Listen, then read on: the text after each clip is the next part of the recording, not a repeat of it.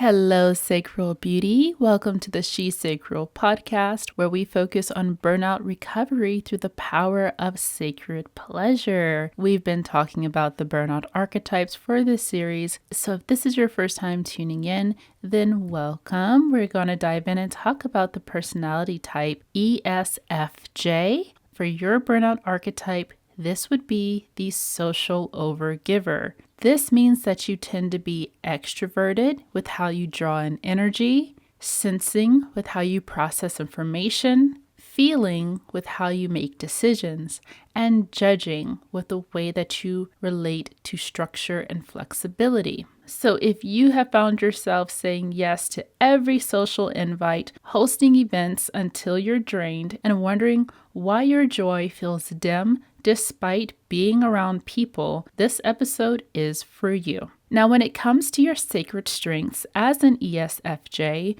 you are warm, you are caring, and you create spaces where people feel loved. Your gift for hospitality and connection is a light to this disconnected world. You bring people together in ways that few can. So I want you to take a moment to just honor that. Your giving spirit is sacred. But what happens when giving starts to become self-erasure? Some signs that your personality might be creating burnout for you is that you tend to overcommit to social events out of guilt or obligation. You host, help, and say yes when your body is craving stillness. You smile through exhaustion, but resenting the very plans that you agreed to. Some cues from your body to let you know that you feel overwhelmed can look like fatigue, hormonal fluctuations, constantly getting colds, or low immunity. Now, as we dive in a little bit deeper, when it comes to our nervous system, our survival coping mechanisms can either be to fight, flight or flee, freeze, or fawn. For your nervous system, you tend to fawn. So people-pleasing is a way that you maintain connection and feel safe. So for you, approval becomes survival, and your worth can feel tied to being needed. Some core beliefs or things you may find yourself saying could be, if I say no, I'll disappoint them. Or I have to keep the peace at all costs. Or resting makes me selfish. So let's dive in a little bit more to some root causes.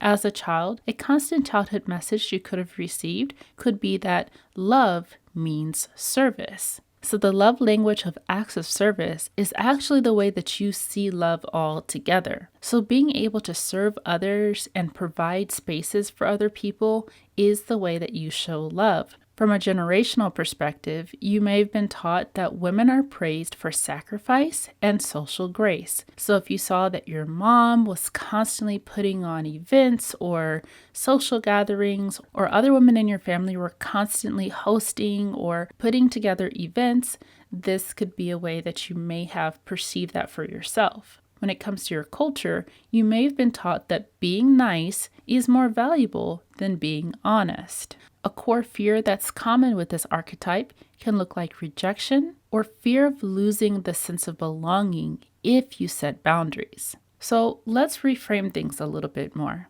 Your sense of worth is not in what you give, but it is in who you are, in your being. Real connection thrives on authenticity, not exhaustion. So let's say that you have a friend. As soon as you go to their house, they're always trying to make sure that you feel comfortable. They're like, hey, let me get you something to drink. Let me get you something to eat. Do you need anything? What else do you need? And they're constantly providing everything for you, and they're kind of buzzing around. They're really busy, and maybe they even set something up where more friends come over, and it's like, hey, let's all get together, let's socialize, let's just hang out. Oh, you know what? We can make this a whole girls' night. We will celebrate. I'll get some balloons. I'll get this and that. And it's just like this whole big thing when all you really wanted was to just say how you were feeling in that moment.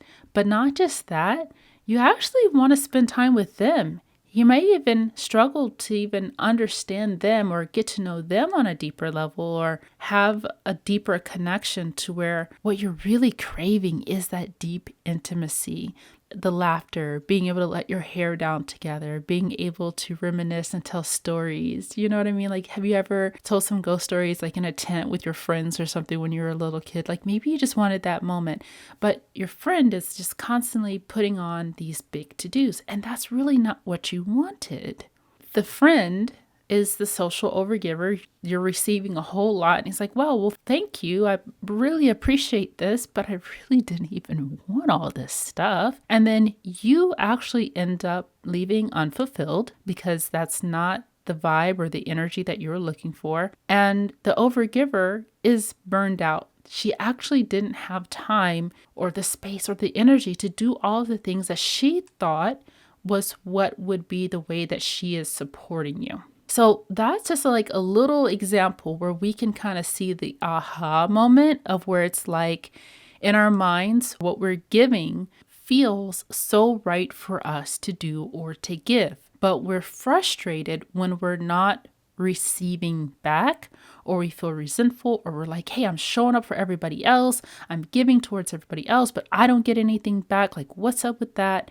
That is a little glimpse into how that can happen. I struggled with not necessarily this archetype, but I struggled with the overgiving aspect of things and then not understanding why I wasn't receiving back. And so it's important to have that level of being more in tune versus just giving a whole lot. So I wanted to break that down just in case if there was someone out there that was struggling to reframe that thought pattern. So let's dive in a little bit more on how this could have an effect on our bodies. With so many hormonal fluctuation, you could experience more PMS flare-ups. Your immune system could dip, so you may notice that you might get sick a lot. You might experience more infections. Your body's not able to balance and fight off any kind of pathogens. Whatever that looks like for you, it could show up whenever your body's in a space of burnout. And you could also deal with a lot of heavy fatigue. So you may start to notice irregular cycles. You may start to notice more bloating, and you may start to notice more mood swings. When it comes to your sacral energy, pleasure feels impossible to you when your body never experiences true stillness. Being able to be still can feel very challenging for you.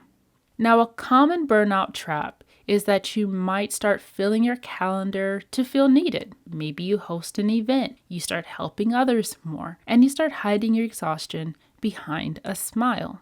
So a prime example could be hosting back-to-back brunches this weekend, but you can't remember the last time you had a slow, relaxing morning to yourself.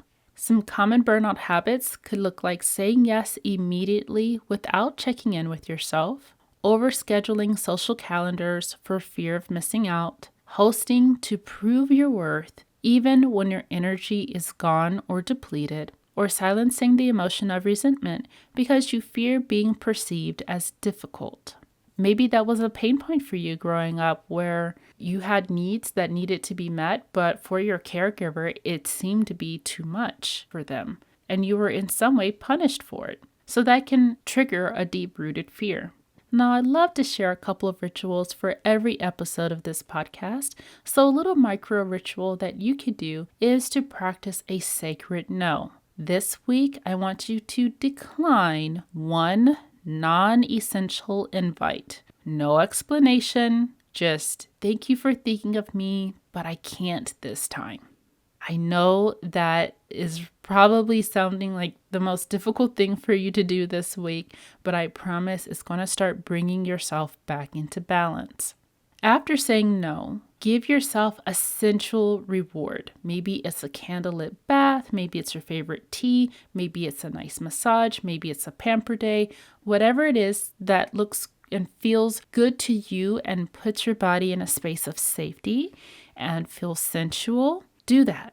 and affirm to yourself in those moments that your rest is sacred. And although these rituals seem small or simple, you're essentially rewiring your patterns so that your brain will start to naturally do this for you because you've created conditions and patterns that are so regular that you don't even realize you do them. So we're just doing a gentle rewiring so that we don't constantly put ourselves in a space of burnout because of our personalities. So there's nothing wrong with loving connection. I know that you love connection, but overgiving burns out your beauty, it burns out your system. Boundaries are not rejection, they are protection for your soul.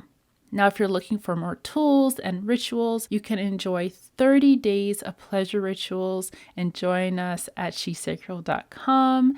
If you're looking for more one-on-one support, we can book a time together and break down this burnout archetype even further along with your burnout stage. So if any of that sounds of interest to you, then you can click the link down below. If you feel like, hey, I'm actually a little bit more introverted, or maybe I'm not as social, but I do still feel like an overgiver, then you could tune into the introverted version of this episode, which is focusing on the overgiver archetype to see how that aligns with you as well. Either way, this is just a reminder that you caring and loving and providing spaces for others matters, but so do you.